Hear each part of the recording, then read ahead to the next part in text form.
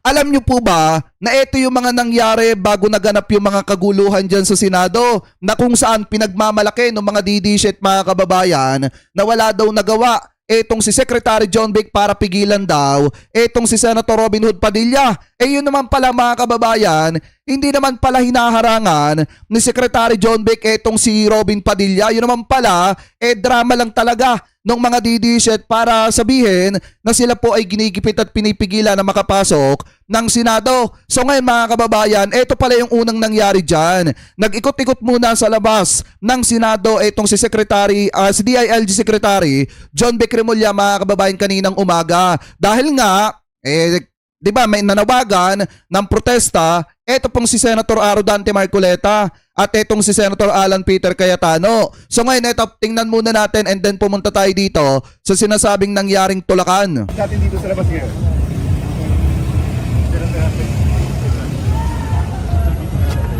O yan pala yung ano. Oo nga, may mga protesta nga mga kababayan. Security inspection po tayo dito sa labas ng Senate. Sir, ano pong inaasahan natin ngayon?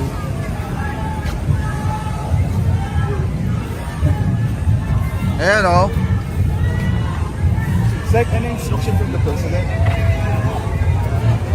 Sir, may kinalaman ba ito sa ina-expect na pagpunta daw ng 18 ex-Marines dito, sir? Ah. Dito na lang po, dito na lang. O yan yung mga nangyari and then dito na tayo sa loob. Nung pumapasok na yung 18 nagpakilalang dating miyembro ng Marines at the same time kasama itong si Robin Padilla na wala pong respeto.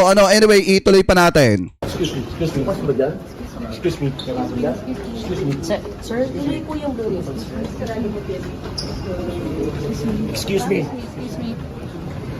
Ma'am, tuloy po. Sir, hindi kailangan manakit. Hindi ka kasi nasaktan. Ma'am, tuloy po. Fairness. Sir, tuloy. Senator Robin, tuloy po yung blue ribbon meeting. I'll answer the bit. I'll answer the bit. No, let's not shout. Let's not shout. Ma'am, Sorry, iba't naman, sir, ganun, ma'am. Naninigaw yung mga tauhan nila, no? I'll answer you in a bit. Ha? Sige, ma'am. Follow, you can follow. Sige, ma'am. Hindi sila kailangan tulak. Sir, can you speak with us? Ngayon, lumalabas mga kababayan na talagang ang marahas ito mga tauhan talaga nila. Kasi kita nyo, nanunulak ng mga taga-media. Sige, sir. Sige, sir. Thank you po.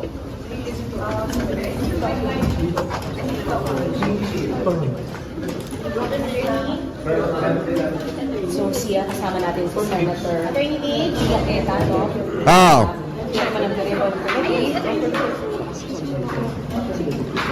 Kasama niya si Senator Robin Padilla. Sabi niya, i-address ang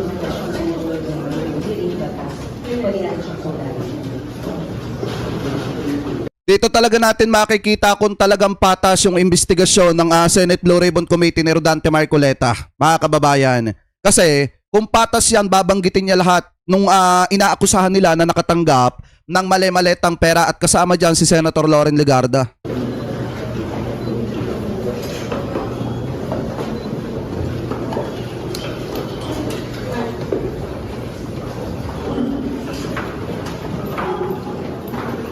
Grabe no, talagang kung makikita nyo mga kababayan, ipinilit pa rin nila yung hearing no, kahit illegal yung ginawa nila. Kasi kung mapapansin nyo, inaantok yung mga tao eh.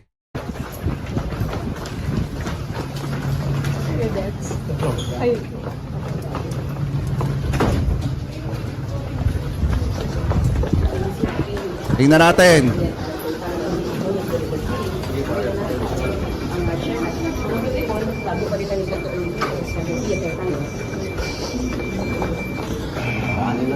Sorry po. Padaan po. Padaan lang po.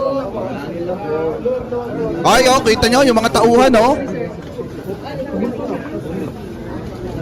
Kita nyo yung mga tauhan mga kababayan ni Robin Padilla oh. Tingnan nyo ang ginagawa doon sa mga taga-usaa ata to. Padaan lang po.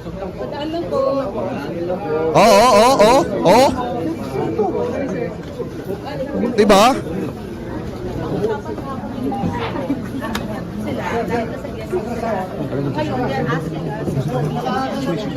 Kahapon si Director Portales. parang visitor management system. Pero kahapon, ang usapan, talagang dapat, nandun lang sila sa guest list. Eh, nasa guest list natin sila eh. Yeah, they're my guests. Okay. They're my guests. You have their names. So we give them their names. Yes. Asan yung my guest? Asan yung guest list? Nandyan. Si Atty. Baligon. Sorry, media lang.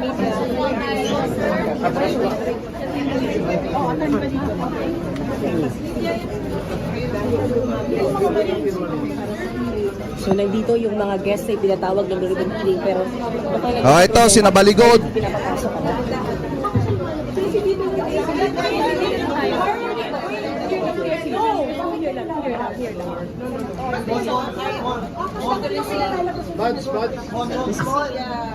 Senator Robin. And to si Atty. Baligon.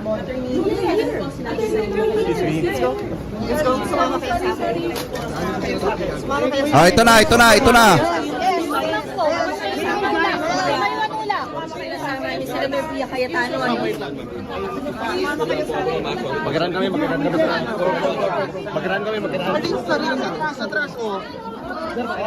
Walang gagawin.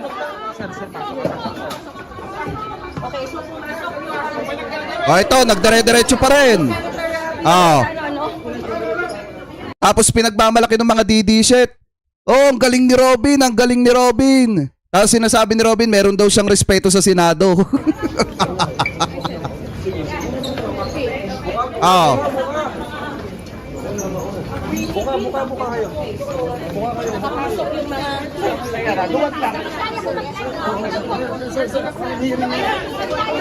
Ayan. Eto kasi pinapalabas nila, hinarangan daw ni John Vic, mga kababayan. Kasi ang sabi naman ni Secretary John Vic, papalabas na siya. Tapos dire-diretso itong sina Robin Padilla. Ito. Ayan oh.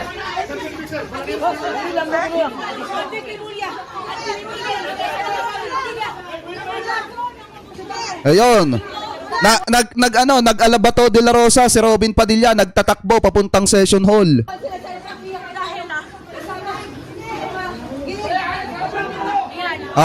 Yan oh.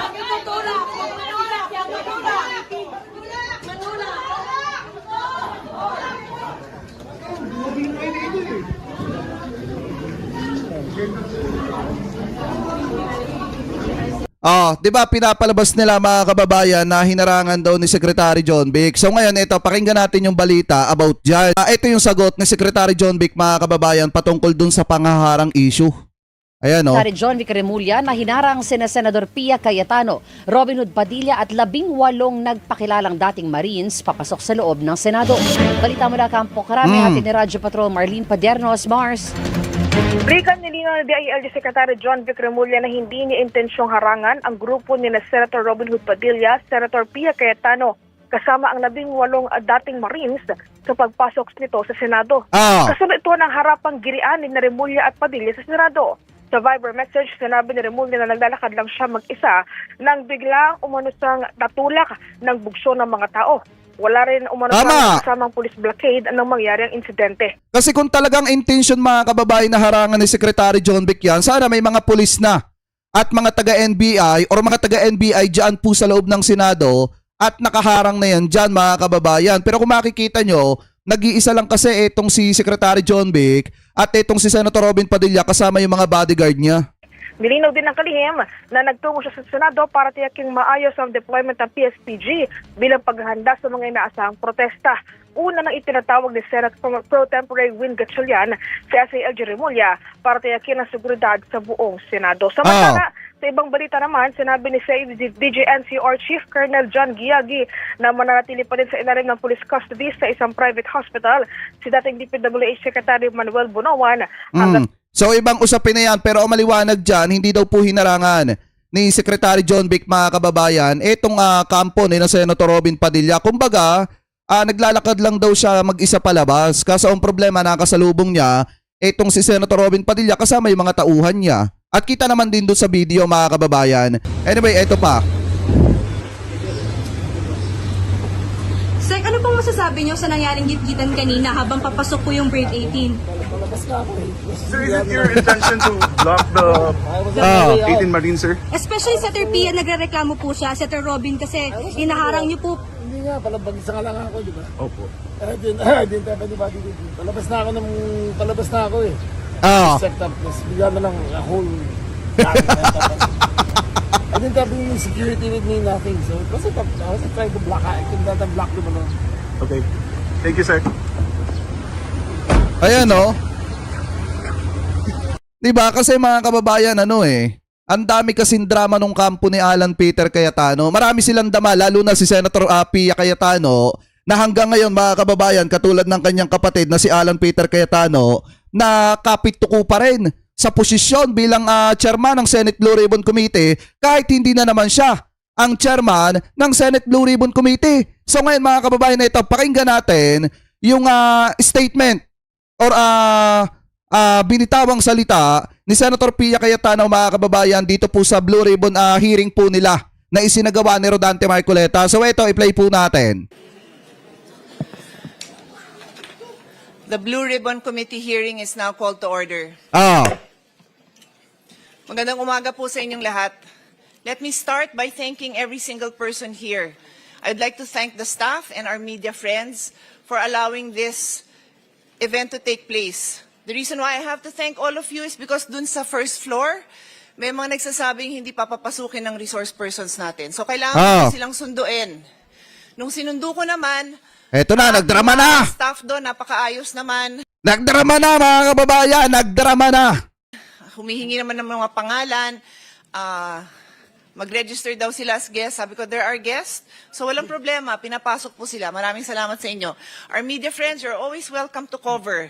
Pasensya na parang nagkaroon ng konting gulo, but definitely we do not in any way intend. Alam nyo ba, mga kababayan, sa mga katulad kasi natin na manonood, di ba ang kailangan natin dito, laliman yung, hinahanap natin yung malalim eh. Yung malalim na may resibot, may ebidensya, may larawan, may video kung maaari.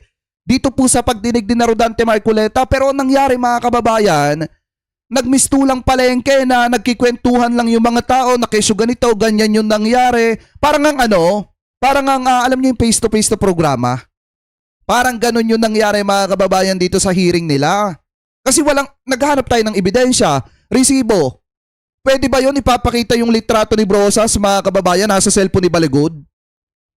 Pwede ba yun magsasalita yung ex-marine binabasa sa cellphone? Hindi, mga kababayan, matatawag na ebidensya yan. Ang kailangan natin, yung dokumento na magpapatunay na nag-deliver talaga sila ng pera. At yung mga video na magpapatunay na mag-deliver talaga, na nag-deliver po sila ng pera. Maaari ba yun? Kita nyo, tingnan nyo maigi to. Maaari ba yun na mag-aakusa sila? Pero ang inaakusahan nila, kailangan magpatunay na totoo yung accusation nila? Wala pong ganon, mga kababayan. Anyway, tuloy pa natin. For any of you not to be able to cover our events here in the Senate anytime. On that note, nagulat lang ako kasi maayos naman. Sabi ko dun sa ating resource person, halika na, sinusundo ko kayo, let's go in. Nagulat na lang ako na nakita ko doon si Secretary John Vic Remulla, tinaharang ako. I never thought the day would come. Hindi naman ikaw yung hinaharang eh. Hindi ikaw Senator Pia, hindi ikaw yung hinaharang. Kitang-kita sa video na si Secretary John Vic palabas na. Ngayon, ang dami ninyong mga kasamahan, ang napatapat kay Secretary John Vic si Robin Padilla. Ang nakakapagtaka lang dito kay Robin Padilla, bakit hindi siya magsalita? Siya nga yung nakaharap kay Secretary John Vic. Diba, bakit hinahayaan niya na magsinungaling si Senator Pia sa harap ng sa harap ng mga taga-media? That somebody would prevent me from entering the Senate. This is my office. Again, thank you. Di ko rin nakalain na yung Senate staff, yung media, dahil nasama na kayo doon, kayo pang nakatulong na makarating ako dito sa hearing na to. This is the Senate. This is the halls of democracy. We will hold our hearing and we will continue. So hindi na ho ako magpapaligoy-ligoy. Good morning again po sa inyong lahat. Grabe yung drama, no? May pahinga-hinga pa. Before I begin, I'd like to address a very important thing. Yesterday, a session was purportedly held by 12 senators, 12 po, in which committee assignments were declared vacant and chairmanship of this very committee, this committee on the Blue Ribbon, was allegedly replaced. I stand before you today to state clearly and unequivocally that session was invalid. Wala po silang 13, kahit grade Hindi, mga kababayan, yang ipinipilit nilang yan, maliwanag naman na may quorum kahapon. Diba, doon sa Abilino versus Cuenco, kung pag-aaralan po natin yon, maliwanag na may quorum kahapon. Di po ba? Kasi nga, ang bilangan na lang ngayon, 23 dahil si Jinggoy ay nakakulong na. At ngayon, ang majority ng 23, 12. So maliwanag na legal yung nangyari kahapon. Kahit panoorin natin yung sinasabi ng mga expert, mga kababayan, maliwanag na legal yung mga nangyari kahapon. Napalitan ng chairmanship. 1, marunong magbilang. Kailangan ng 13. So hindi Bobo. wala po silang authority gawin yung mga ginawa nila. The 1987 Philippine Constitution states, Article 6, Section 2, the Senate shall be composed of 24 senators. May narinig ho kayong 22? Wala. 24. Article 6, Section 16.2, a majority of each house shall constitute a quorum to do business. Rule 2, Section 2 of the Senate rule states, the officers of the Senate shall be elected by the majority vote of all its members. Majority vote is 13. When 12 senators convene and purportedly held session, how can that be valid? Nung tumayo po si Senator Gatchalian at sinabi niyang, ang dami hong posisyon, di ko na humaalala lahat. Acting, presiding officer, Senate President Pro Temp, Acting Senate President. Paano ho nangyari yon? Buhay pa po si Senator Legarda. Kailangan po 13. Sabi nga the officers of the Senate shall be elected by the majority vote of all its members. Buhay pa po si Senator Ang pinagbasihan nga nila yung Abilino versus Cuenco. Diba? Pag pinag-uusapan yung quorum, mga kababayan, meron nangyari niyan sa nakaraan, which is yung kay Abilino versus Cuenco. Na sinasabi doon na kapag ka may 12 mga kababayan, dahil nga hindi na mapipilit itong si Senator Jinggoy na mag-attend, 23 na lamang mga kababayan yung bilang ng mga senators. At ngayon, na majority ng 23, maliwanag naman na 12. Simpleng mathematic na nga lang, di pa alam. Legarda, hindi pa ho siya pinapalitan. Kaya hindi ho pwedeng magkaroon ng another Senate President Pro Temp. I also say this for the sake of our staff. Litong-lito na sa ginagawa ng mga kasamahan natin. Yan po ang reason kung bakit tuloy ho tayo. Because I would happily give up. Tingnan nyo nga mga kababayan yung komento ng mga tao dito. Oh. Toxic Senate. Magkapatid na makakapalang pagmumukha, mga hudas. O kita nyo mga comment ng tao. Oh. Kayo na lang talaga naglolokohan dyan. Baka mag-iyakan pa kayo dyan. Nananaginip na lang ang mga taong ito. Walang kapantay sa kakapalan ng mukha at walang kahihiyan. Nakakapanggigil. Iyak muna para maganda ang acting. Ayan o, kita nyo puro hitang comment ng tao sa kanila. Paano kaya nila nasisikmuran tiisin to? Up this position, alam nyo po yun. Hindi ko pinapangarap na maging chairman dito. I'm just doing my job. Kapit to ko So I ka. just needed to lay that on the basis para hindi na issue yon kung bakit ako nag-hearing, kung bakit tayo may hearing today. I have a longer speech, but because of the events that have transpired, I want to give the floor to the Senate President, and then I will turn this over to the subcommittee chairman, Senator Marcoleta. I have already issued a letter to him. Later on, babasahin ko. Nasa karapatan ko din po yun as chairman of the committee. Kine-question din yun nung sinabi ni Senate President na magkakaroon ng subcommittee. Napakaliwanag din sa rules namin. The chairman can create any subcommittee anytime. It can be verbal. It can be written. It can be text. Lahat na ng versions na yun, ginawa ko. So valid po itong pag-create din natin ng subcommittee. In any case, nandito din po ako. Pero Illegal yan. Mismong si Tito Sena nagsabi mga kababayan ng ganyan. may hearing din po akong isa tungkol sa taxation. Baka mamaya kailangan ko din sunduin sa baba yung mga mag-hearing ng mga kasama kong resource person for taxation. Anyway. Ayan. Yan yung drama ni Senator Pia Cayetano. And then mga kababayan, nagpakita rin kanina dyan para magpakita ng suporta sa mga kasamahan niya na DDS Senator. Ito pong si Senator Loren Legarda. Pero umalis din siya agad. Bakit siya umalis agad? Kasi nga mga kababayan, nasa affidavit ng 18 nagpakilalang dating miyembro ng Marines na nakatanggap din ng mali-maletang pera. Ito pong si Senator Loren Legarda, allegedly Ano po, so ngayon mga kababayan, ito. Panoorin muna natin yung kay Ligarda. Acknowledge our colleague, Senator Loren Ligarda. Thank you. Good morning, Mr. Chair, Mr. President. Thank you very much. Nasa Um, nakaupo. Mr. Chair, may I just make a comment on the earlier statement of Senator Pia Cayetano, if I may? Mr. Chair, yes, you recognize me, right? Yes. I am not AI. I'm alive, and I'm present. Opo, ina-acknowledge ko po na hindi kayo AI dahil Oo. kilalang kilala. Kumari ko po kayo, kaya alam ko Opo. po, kilala ko po kayo. Ang mga Ako po'y barbaro. nandito bilang Senate President pro tempore at membro ng 24 man and women na Senado, at ayon po nga sa sinabi ni Senator Pia Cayetano, so nandito po tayo sa ating pandinig. Kasi may nagtatanong kung nasaan, so hindi nga AI, buhay na buhay, sa awa po ng Diyos, at hindi na Eto mga kababayan, expected na natin na hindi na po ito lilipat. Malabo na ito lumipat mga kababayan sa Magic 12. Ang mangyayari na lang dito mga kababayan, paninindigan na lamang po niya yung pagsama sa mga DDS senator na mga kaibigan niya. Katulad ni na Alan Peter Cayetano, dahil kung matatandaan nyo, di ba yung anak niya ay sinasampahan na po ng kaso ngayon. And then pati yung lolo nung anak niya mga kababayan, which is yung father niya ata yun. Pakitama na lamang po ko ha, kung ako po ay mali, ay damay din sa kaso, mga kababayan. And then pinapipris din ata yung mga asset nung anak niya, mga kababayan. Yun yung pagkakaalam ko ha, pakitama na lamang po ko kung ako po ay mali. Kaya ang mangyayari dito, malabo na po itong lumipat sa Magic 12. Paninindigan na po niya yung pagsama dito po mga kababayan kina Alan Peter Cayetano. resign at simple lang po, 13 na boto. Resign at simple lang po kung merong 13 na boto na makakapagbigay at iba po ang iboboto, I would be more than willing to yield my position. Been there, done that. Just like 2022, Senate President Mig Subiri, I was pro tempore and we were ousted by Senate President Chis Escudero and Senate Pro Tempore Jinggoy Estrada. I more than willingly gave my seat. So just to make it clear, never po tayo nagkakapit ko sa anumang posisyon, pero nandito po ako para ipakita na nandito po tayo. Wag mo naman paringgan si Alan Peter Cayetano, Senator Loren. Kasi napapahiya dyan eh.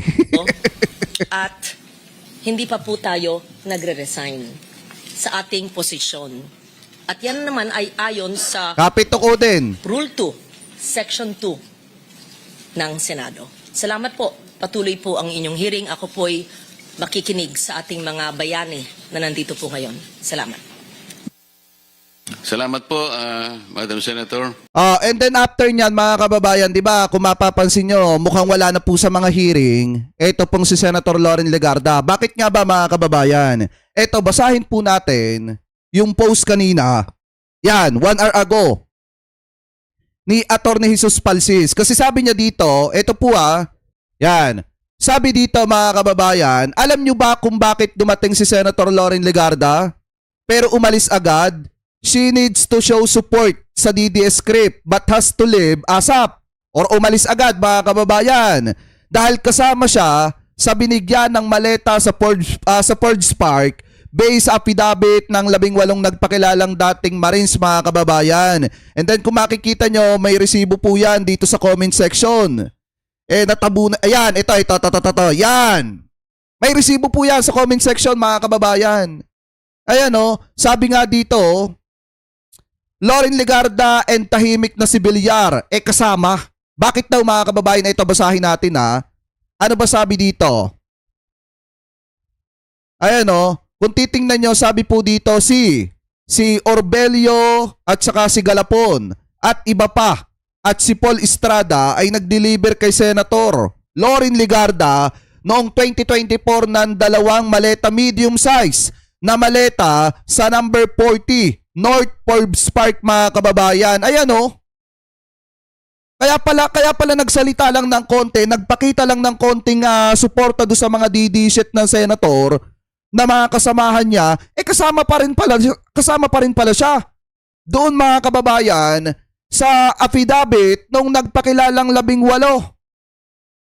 na ex-Marines. Ayan o. Ano yung sabi dito? Nakatanggap si Loren Legarda. Eto, kung may katotohanan man yung mga aligasyon nila ha, kasama pala si Loren Legarda sa nakatanggap ng pera. O sabi pa nga dito, basahin pa natin yung D. Sabi dito mga kababayan, ayan o.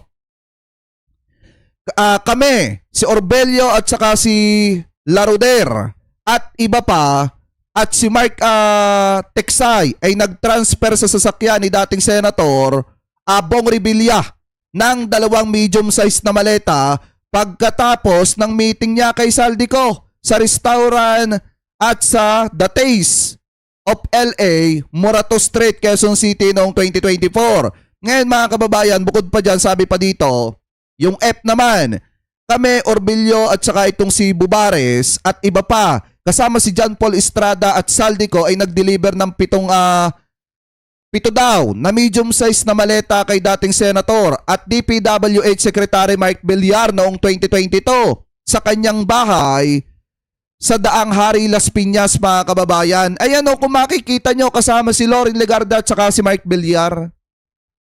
Di ba nakalagay sa C ng affidavit nitong 18 nagpakilalang dating miyembro ng Marines, kaya pala umalis agad? Dahil baka kinakabahan na idawit ni Rodante Marcoleta. Ang problema mga kababayan, sabi ko nga po sa inyo, kung ang purpose niyan ay ilabas ang katotohanan, hindi po mga taga-minority yung pupunteriyahin yan. Lahat babanggitin dyan. Bakit hindi binanggit si Senator Loren Legarda? Bakit hindi binanggit etong si Mark Villar? Kasi nga, ang purpose lang talaga ng hearing na yan, punteriyahin yung mga taga-minority. Na ngayon ay simple majority na. Di ba yan o nakalagay o? Nakatanggap etong si Loren Legarda noong 2024 ng 2 medium size na maleta sa number 40 North Forbes Park mga kababayan. O tapos ngayon sasabihin ng mga DD bayani etong 13 senators kuno na ngayon ay 12 na dahil nga nagtatago na yung isa mga kababayan at pugante na yung isa. Ayan nga nakatanggap nga si Loren Legarda o. Diba siguro mga kababayan, ito nakikita ko dyan. Kaya nila inilagay yung mga pangalan dito mga kababayan. Kasi nung mga panahon na yan, yung magkapatid na Villar, diba nasa majority pa ni Tito Sen. Ngayon mga kababayan, itong si Loren Legarda, diba kasama pa yan sa majority mga kababayan nito pong si Tito Sen nung mga panahon na yon. Ngayon, ang nakakapagtaka dito kay Rodante Marcoleta at kina Alan Peter Cayetano, bakit hindi nyo pangalanan lahat? Diba? Bakit hindi nyo pangalanan lahat yung nakatanggap ng pera? Porkit ba naging kaalyado nyo na at sinamahan kayo kaya kayo naging majority nung nakaraan? Hindi nyo nababanggitin yung pangalan? Maliwanag naman na nakatanggap ng pera, sabi nung 18 na nagpakilalang dating miyembro ng Marines. Kung hindi, nagsisinungaling yung mga yan. Diba? Ayan o, maliwanag. Pag hindi yan lumabas mga pangalan na yan mamaya, ibig sabihin, moro-moro lang yung hearing ni Rodante Marcoleta at ninaani ng Senator Pia Cayetano. Ibig sabihin mga kababayan, gawa-gawa at inventong kwento lang yan ng 18 nagpakilala na dating miyembro ng Marines. Diba? O yan, sabi ngayon dito, boss of former Senator si Mark Villar. Until now, kaya nga. Diba? Ay sabi nga dito, ayan, kami si Orbelio at si Bubares at iba pa kasama si John Paul Estrada at Saldico ay nag-deliver ng 7 medium size na maleta kay dating senador at DPWH Secretary Mark Villar noong 2022 daw mga kababayan sa kanyang bahay sa Daang Hari Las Piñas. Nakalagay pa nga dito dating senador daw Pero 'di ba si Mark Villar incumbent pa? Senator pa siya hanggang ngayon. Ayan o. Tapos itong si Loren Legarda na deliveran din pala ng mali-maletang pera. O kala ko ba para kayo sa katotohanan? O bakit hindi nyo ilabas itong mga ito? Kung talagang para kayo sa katotohanan, hindi yung ang pupunteriyahin nyo, sina Tito Sen, na alam naman nating hindi talaga kurap mga kababayan, sina Senator Erwin Tulfo, tsaka ito pa nga yung nakakatawa mga kababayan dito. May binanggit siyang pangalan, yung isang miyembro ng ex-Marine, na idinamay si former Senator Laila de Lima. Noong mga panahon naman na yun, hindi pa congressman. Itong si former Senator Laila de Lima, kaya nga nagkanda utal-utal mga kababayan Di ba kaya nga si Marcoleta to the rescue? At talagang sabi, sige, paliwanag mo, ganito, ganyan. Kasi nga mabubuking sila pag pinag-usapan yung kay former Senator Laila de Lima. Kasi hindi pa naman nga talaga congresswoman, si former Senator Laila de Lima. So ngayon mga kababayan, na ito yung maliwanag dito. Kung talagang tama at kung talagang para sa katotohanan at kung gusto talaga ni Rodante Marcoleta na dalhin ang Pilipinas sa tamang landas, pangalanan niya etong si Senator Loren Legarda at etong si Mark Villar na diniliberan din ng pera at mali-malitang pera nito pong mga 18 nagpakilala na dating miyembro ng Marines. Kung talagang para sila sa katotohanan, ha? Diba? O sabi dito, correct, De Lima was still mentioned. Kaya nga po nagtataka nga ako, tsaka si Tinio. Diba? At saka yung mga taga-media daw, meron pang binanggit si Father Flavi daw, nakatanggap din ng pera. Ni lahat nga mga kababayan yung mga kalaban nila, ICC daw nakatanggap din daw ng pera, pinondohan pa daw. Yung pag-iimbestiga, binigyan pa daw ng hotel. Si former senator nakatanggap din daw ng pera, mali-malitang pera. Grabing aligasyon yan, ang galing nung gumawa ng script. Tapos alam niyo yung nakakatawa pa dito, may binabanggit pa na isang senator daw na bumibili ng mga babae. 'Di ba yung issue na kinakaharap ni Mike Defensor, ibinabato dun sa isang senator na yon. At mamaya pag-usapan natin 'yan. Pero ang maliwanag dito mga kababayan, kaya pala biglang umalis etong si former senator, etong si Senator Loren Legarda ay dahil baka kinakabahan, allegedly, na mabanggit yung kanyang pangalan dahil siya po ay nasa listahan din nung 18 nagpakilalang dating miyembro ng Marines, kasama po itong si Mark Villar. So kayo, mga kababayan, kung kayo po ang tatanungin, ano po ang masasabi nyo, hingil po dyan, comment below na lamang po kung ano po ang comment at opinion po ninyo, hingil po sa usapin na yan. Kasi maliwanag naman mga kababayan ayan o. O para maliwanag, tingnan nyo mabuti, ayan o. Nakalagay dito Senator Loren Legarda. O noong 2024, ng dalawang 2 medium size na maleta sa number 40 North Forbes Park. Ayan o. At ito naman yung kay Mark Villar, kung titingnan nyo sa baba mga kababayan. Ayan o. Ayan o. O dating senador at DPWH Secretary Mark Villar noong 2022 sa kanyang bahay sa Daang Hari, Las Piñas. Ayan po yung nakalagay dyan. Diba? Paano kaya pasisinungalingan yan ni Rodante Marcoleta kung talagang para sila sa katotohanan, dapat banggitin nila yung pangalan? Ano po, hindi porkit kaaliado nila, palalampasin nila. Dahil kung palalampasin nila ito, moro-moro yung hearing na yan, walang kwenta yan. Para sa akin. Drama lang talaga lahat ng yan. At bukod sa illegal yan, maliwanag na yung mga inakusahan dyan, bukod sa wala silang resibo, patunay, ebidensya, maliwanag na talagang hindi ka panipaniwala. Di ba lalo na nung inakusahan nila si Tito Sen? Mamaya paliwanag po natin. Pero anyway, comment below na lamang po kung ano po masasabi nyo. Hingil po sa usapin na yan.